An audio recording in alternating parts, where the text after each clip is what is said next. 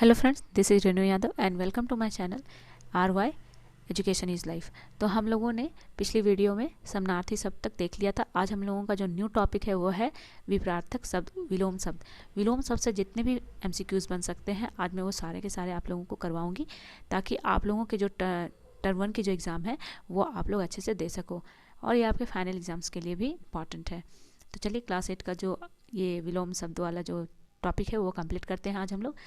तो हमारा पहला क्वेश्चन है, सम्मान शब्द का विलोम शब्द क्या होगा। सम्मान शब्द का विलोम मतलब उल्टा अपोजिट वर्ड। सम्मान का अपमान होता है, अपमान। नेक्स्ट है, आकाश शब्द का विलोम क्या होगा। आकाश का विलोम शब्द क्या होगा। तो आकाश का होता है पाताल, आकाश का पाताल। नेक्स्ट है क्वेश्चन नंबर 3, ज्ञात शब्द का विलोम शब्द क्या होगा। ज्ञात का अज्ञात, ज्ञात मतलब जानना, अज्ञात मतलब अनजान, ठीक है।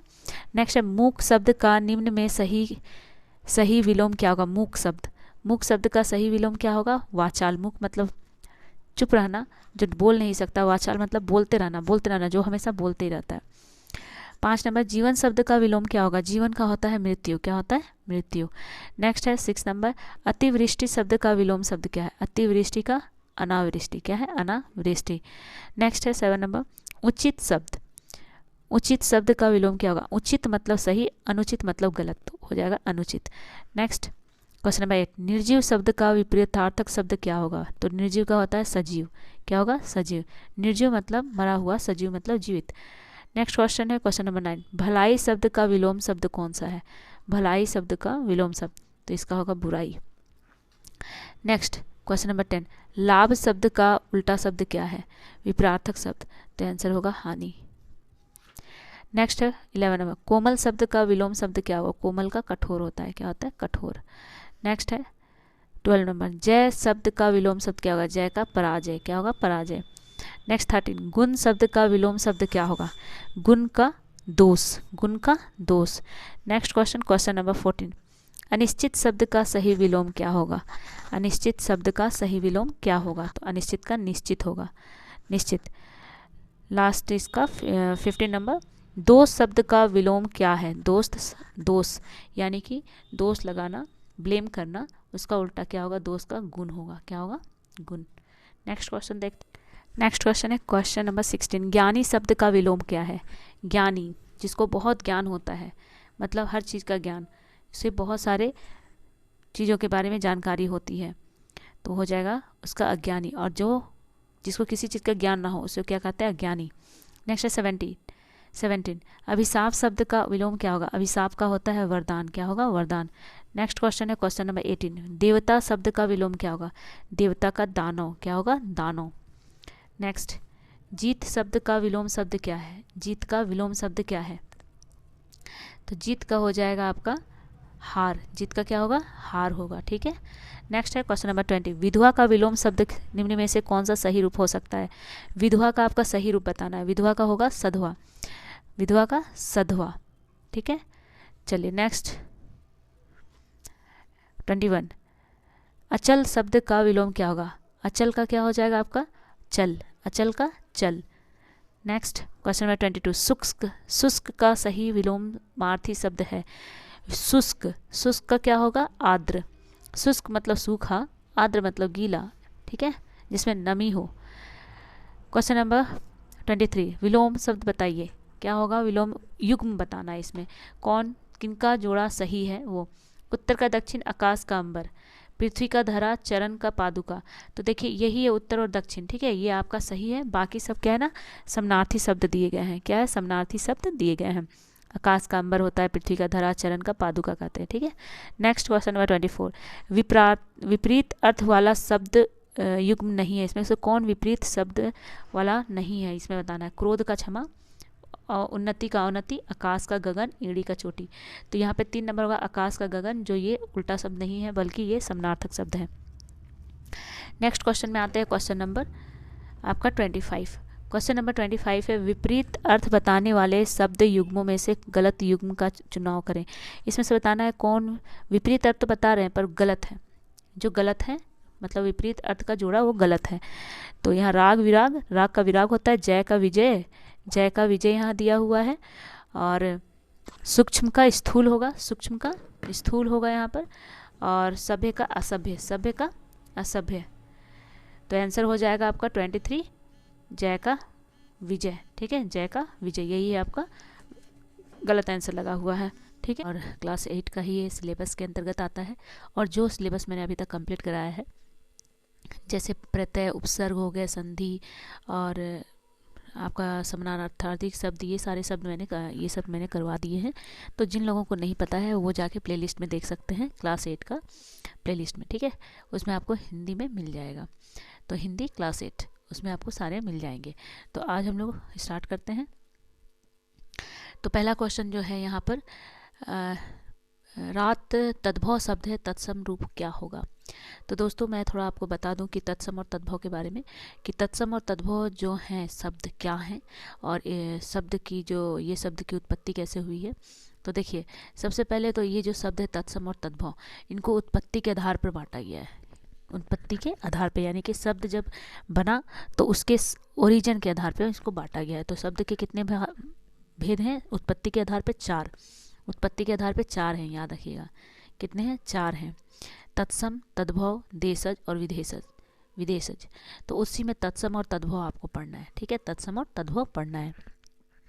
तत्सम क्या है? तत्सम जो होता है वो संस्कृत के जिन शब्दों को हिंदी में बिना किसी परिवर्तन के प्रयोग किया जाता है, मतलब उसमें किसी तरह का प्रयोग नहीं किया जाता, मतलब परिवर्तन नहीं किया जाता, और उसको हम लोग डायरेक्टली यूज़ करते हैं बोलचाल की भाषा में। ठीक है, यानी कि संस्कृत के शब्द होते हैं ये, और इसमें किसी तरह का परिवर्तन नहीं होता है, उसे हम लोग तत्सम शब्द कहते हैं। इसको हम लोग इंग्लिश में संस्कृत वर्ड, इसको हम लोग संस्कृत वर्ड भी कहा जाता है, याद रखिएगा, संस्कृत वर्ड। चलिए जैसे एग्जाम्पल में दे दूँ, जैसे घृत, पत्र, रति, सर्प, ये सब जो है ना तत्सम शब्द हैं, याद रखिएगा। और तद्भव के बारे में भी मैं बता देती हूँ कि तद्भव शब्द क्या है। संस्कृत के जो शब्द को परिवर्तित कर दिया जाता है हिंदी में, और उसका प्रयोग हम लोग करते हैं हिंदी भाषा में, मतलब संस्कृत के ही शब्द होते हैं पर उसको हम लोग परिवर्तित करके हिंदी में बोलते हैं, तो उसे ही हम क्या कहते हैं? तद्भव शब्द कहते हैं, जिसको मॉडिफाइड वर्ड्स भी कहा जाता है। तद्भव को मॉडिफाइड वर्ड भी हम लोग कहते हैं। अब इसमें हम लोग क्या हो सकता है, जैसे घृत का घी, जैसे हम लोग घृत का क्या बोलते हैं। आगे हम लोग, और इसमें 4 हैं, देशज, विदेशज।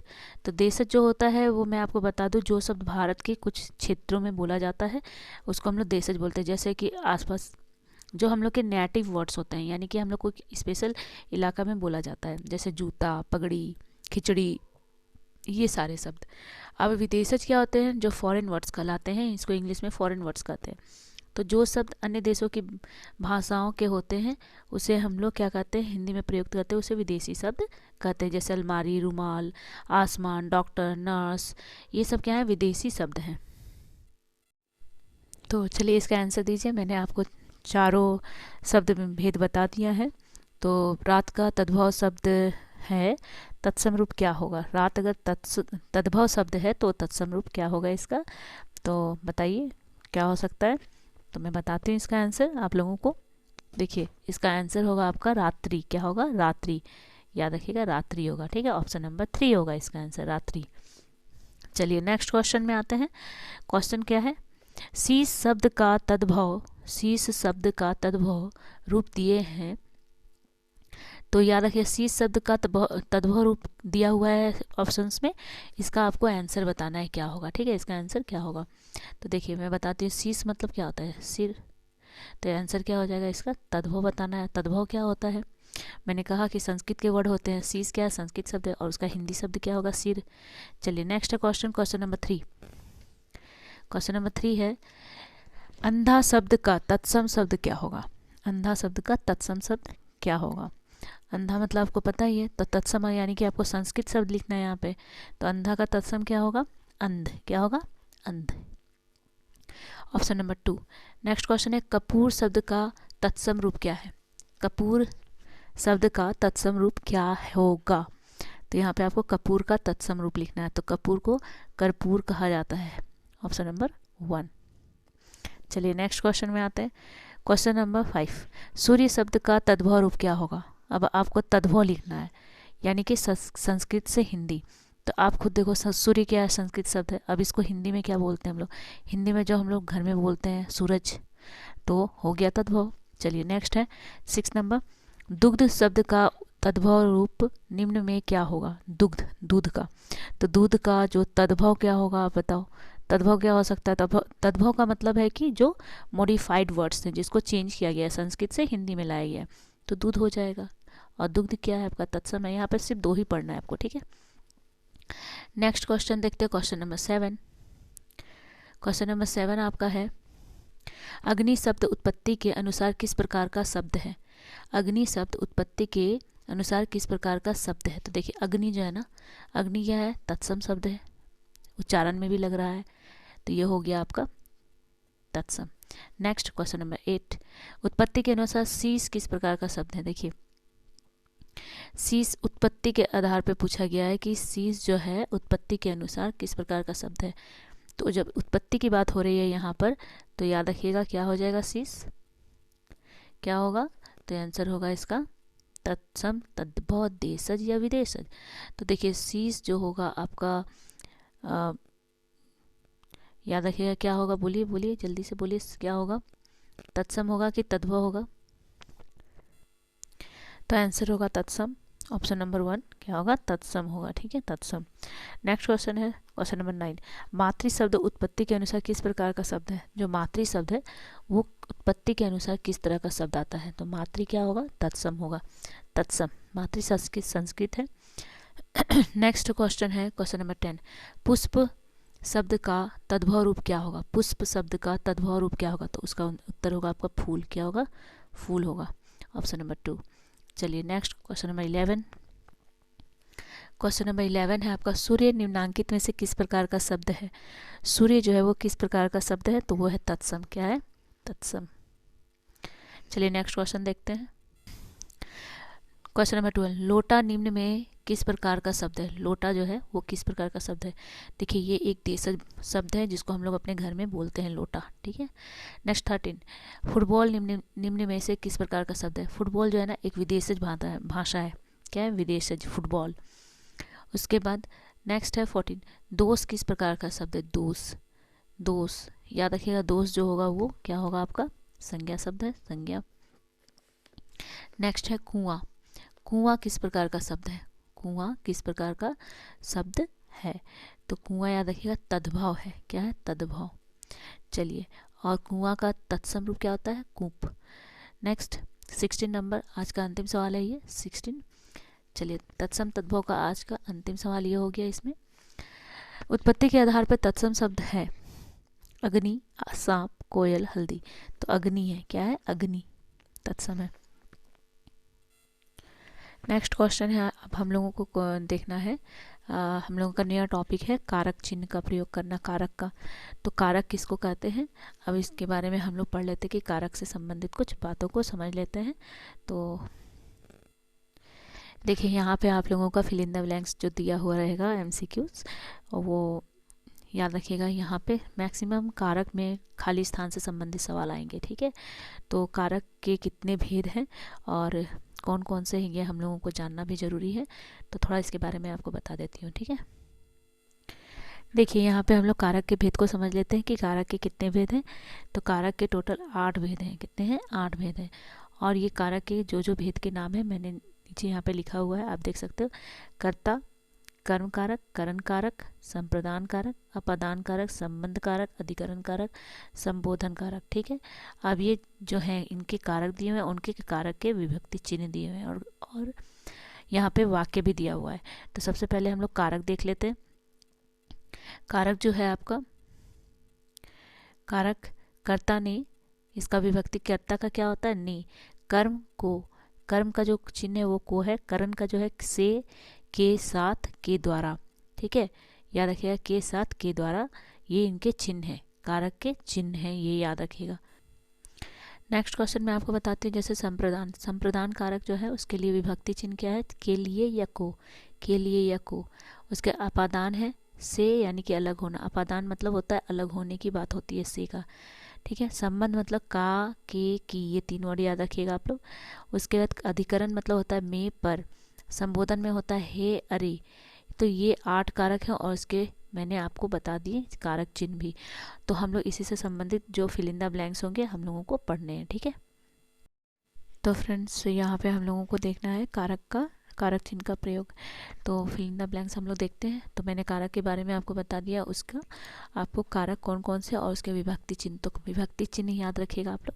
तो पुस्तक टेबल डैश रखा है, तो आपको यहाँ पे बताना है कौन सा कारक चिन्ह का होगा, ठीक है। तो यहाँ पे कारक चिन्ह क्या होगा, पुस्तक टेबल डैश रखा है। तो पुस्तक टेबल से रखा है, पुस्तक टेबल द्वारा रखा है, या पुस्तक टेबल को रखा है, ऐसा तो नहीं हो सकता। तो पुस्तक टेबल पर रखा है, तो पर हो जाएगा answer, option number 1। Next question है क्वेश्चन नंबर 2, लकड़ी घोड़े डैश बैठी है।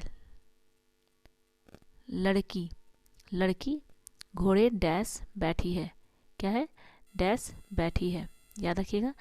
लड़की घोड़े डैश बैठी है, तो क्या हो जाएगा यहाँ पर, तो इसका आंसर होगा पर, वो घोड़े पर बैठी है, घोड़े पर बैठी है।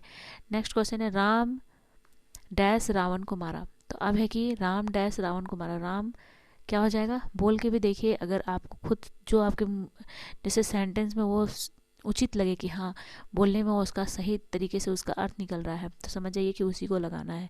जैसे राम ने रावण को मारा, ने हो जाएगा, ठीक है।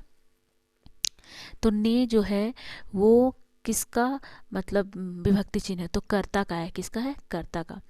नेक्स्ट क्वेश्चन देखते हैं, कमला डैश रोटी खाई।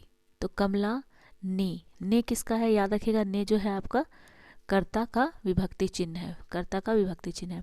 नेक्स्ट, अर्जुन ने कर्ण डैश वान से मारा। अर्जुन ने कर्ण डैश वान से मारा। तो अर्जुन ने किसको मारा, अर्जुन ने कर्ण को वान से मारा, को। तो को किसके लिए यूज होता है, तो याद रखिए कर्म के लिए को का यूज होता है। नेक्स्ट क्वेश्चन नंबर 6, वृक्ष डैश पत्ते गिरते हैं। तो वृक्ष यहाँ पे अलग होने की बात हो रही है, जब अलग होने की बात होगी तो कौन सा होगा आपका, याद रखिएगा अपादान कारक। तो इसमें क्या होता है, अपादान से होता है, तो ऑप्शन नंबर 4 होगा इसका आंसर। नेक्स्ट है, लड़कियां चटाई डैश बैठी हैं। लड़कियां चटाई डैश बैठी हैं, तो लड़कियां कहाँ बैठी हैं, तो पर हो जाएगा इसका आंसर, लड़कियां चटाई पर बैठी हैं। और आज का अंतिम क्वेश्चन है हम लोगों का क्वेश्चन नंबर 8, शिकारी ने शेर को बंदूक से मारा। आंसर ही मैंने बता दिया, सॉरी। तो इसका जो आंसर होगा वो होगा ऑप्शन नंबर 3 से, बंदूक